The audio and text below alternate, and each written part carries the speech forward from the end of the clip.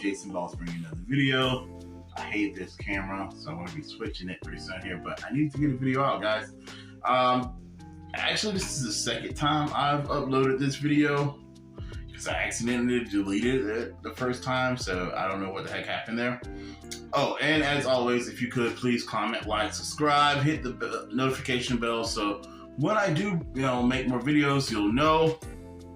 Now on to the topic of today's video. Who should Jake Paul fight next? And the match between Tyson Fury and Francis Ngannou. We're going to start off with who I think Jake Paul should fight next. Now, to go with who I think Jake Paul shouldn't fight next, okay? I don't think the Michael Bisping thing is a good fight for Jake Paul. I don't think Jake Paul should fight Michael Bisping. I don't think Michael Bisping should want to fight Jake Paul. I mean, I'm sure Mike does because let's face it, guys, as far as money goes, if you step in the ring with Jake Paul, you are making one of the biggest paydays of your life. This kid is a massive draw. He is putting out pretty decent paydays. I mean, it may not be as much as, like a Tyson Fury fight, but for some of these guys, it's much more than what they've ever made in fighting, period. So there is no real loss to them by fighting Jake Paul as well, as far as financially. Now, they do put up their records and their legacies, on the line. And they throw around a lot of words like fight. I mean, if you lose a fight to Jake Paul, you're not losing a fight to Jake Paul. You're losing a boxing match to Jake Paul. MMA is much, much closer to a fight. It just is, hands down, period. If you could add the grappling, the knees, the elbows, the submissions, the slams, and everything else, Jake Paul would have had a definite different outcome against, at least I know, two of the people he fought, being in Ben Askren and Tyron Woodley. And I know you guys think, well, no way, Ben Askren sucks. He was actually one of the UFC's worst strikers. But guys, here's the thing. Ben Askren was actually a champion at one point or another with that horrible striking. Why? Because once he was able to get his hands on his opponents, his grappling skills were unmatched, and his wrestling. He could wrestle to death. He would pick you up, he would slam you down, he would hold you down, and he would beat you into the ground.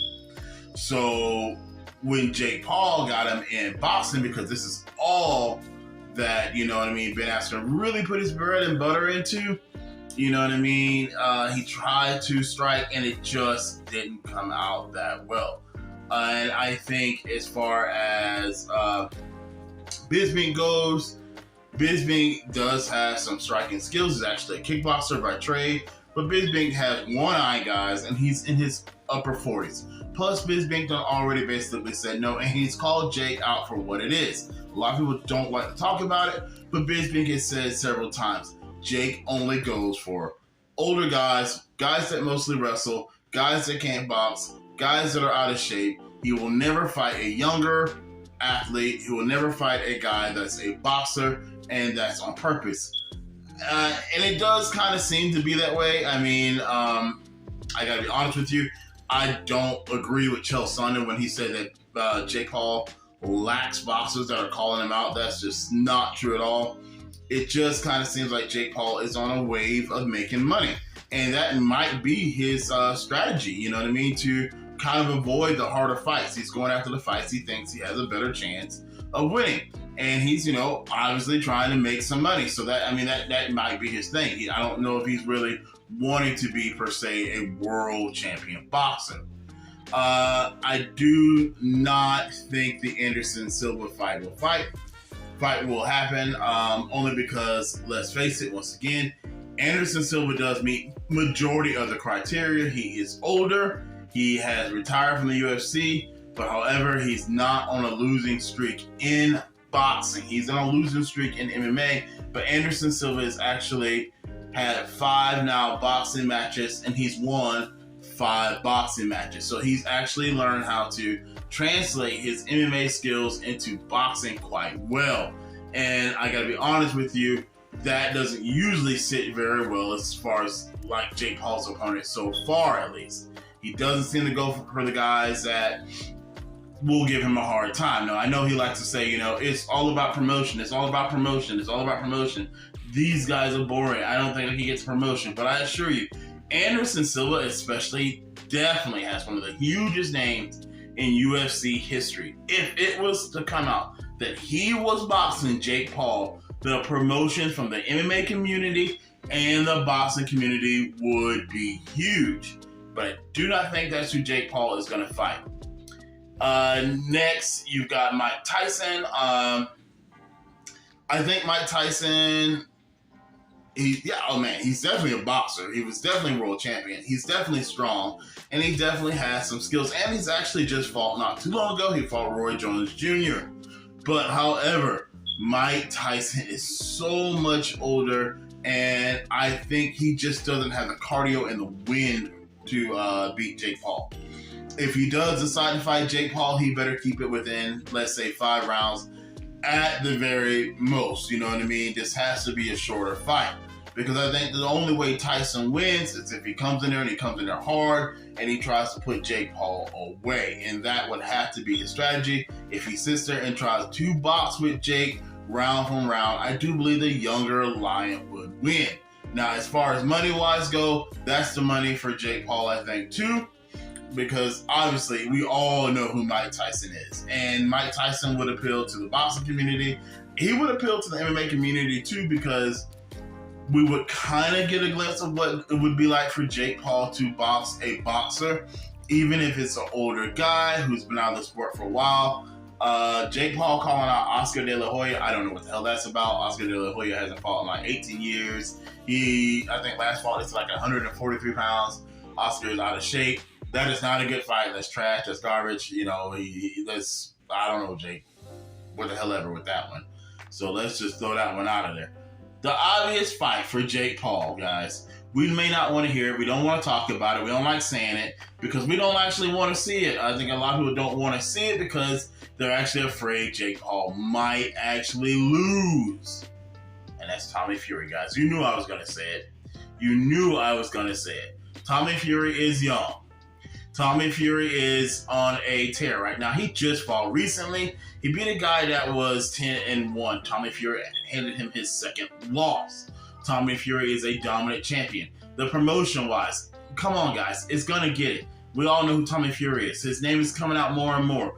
I'm talking about him now. All the other YouTube channels and everyone else that have covered this whole entire Jake Paul fight and fiasco thing, ever since it's all came out, has talked about Tommy Fury. It's gonna get the coverage. It's gonna get the pay-per-views. To say it's not, it's just not true. And it would be an even fight. We'd finally get to see what Jake Paul would do against another young, hungry lion who is a boxer just like Jake Paul. Jake Paul's not a rookie anymore, guys.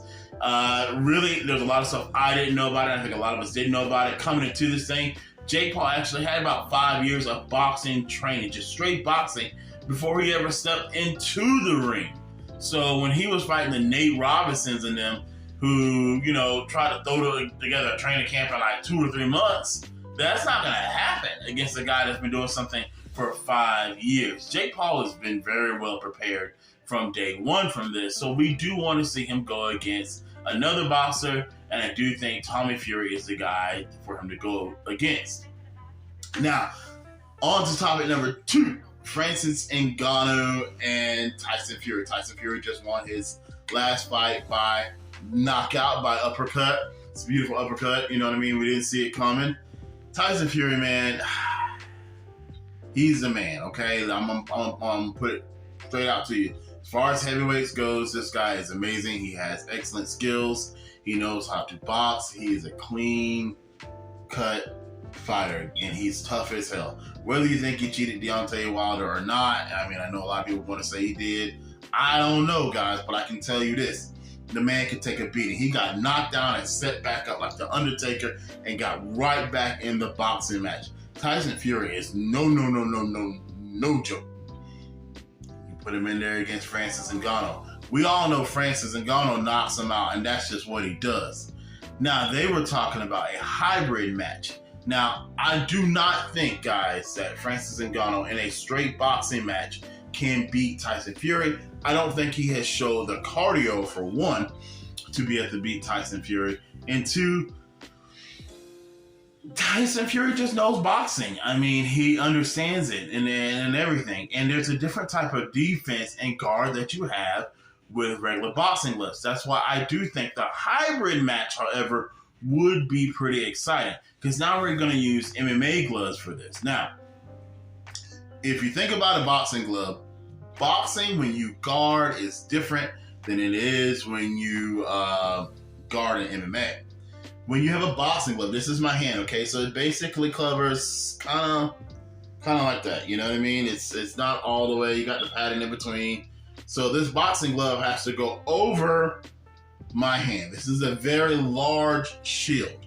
So boxing actually allows for different types of guards where you can maybe get away with this, and it's gonna cover a great deal of your face. When you're here, it's gonna cover a great deal of your face. Here, you know what I mean? It's gonna cover you up a whole lot better, or when you're doing the Philly shell and all that kind of stuff. With boxing, an MMA glove, guys, it's more contoured to my hand. It's just a padding that's gonna actually go up and over the hand here, but it doesn't really expand out and it doesn't go around the hand. So therefore, like you see here, even when I cover, there is more openings, guys. Can you see that? Right in here, sometimes right in here. If I don't cover right away, you know what I mean? You can kind of push through the hands. So in MMA, that's why you get more wild shots sometimes landing, because you don't have as much of a shield to guard. And I know we still say, well, Tyson Fury should annihilate Francis anyhow because he has the more cleaner boxing. But we would have thought that about Paulie Maldonado and Artem Lobov. Paulie Maldonado was a boxer. Artem Lobov, by all means, was like a journeyman when it comes to MMA, and wasn't even the best at bare knuckle. You know what I mean? But Paulie did not win. He lost to Artem.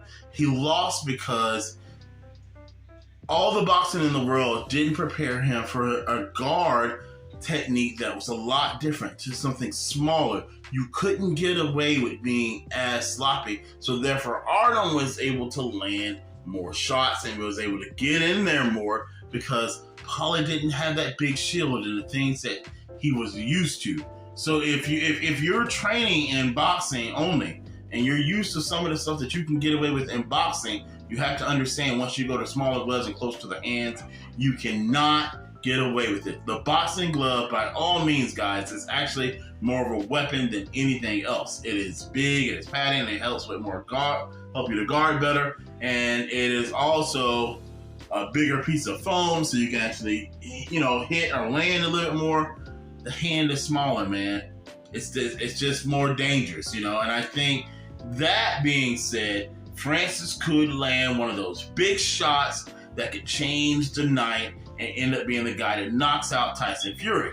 Now, do I have my money on Francis? Probably not. I'm still going to say right now Tyson Fury, just because it's so hard to go against Tyson Fury, because Tyson Fury is actually pretty darn tough again, like I say, guys. I think even if Francis lands it, unless he lands it very, very clean, Tyson Fury will keep coming. He's just a tough guy, and it's so hard to vote against a guy that's that tough and that good at throwing hands. It's hard to vote against that guy.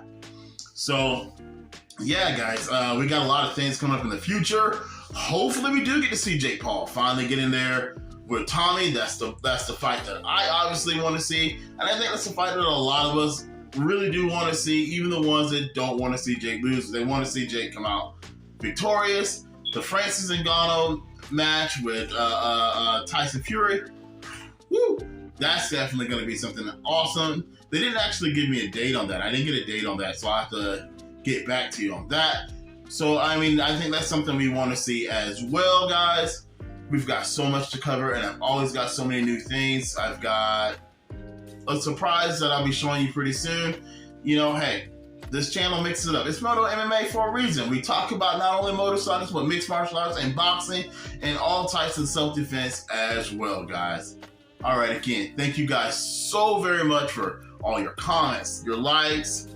Please continue to share the videos, and I'll see you next time, guys. Peace.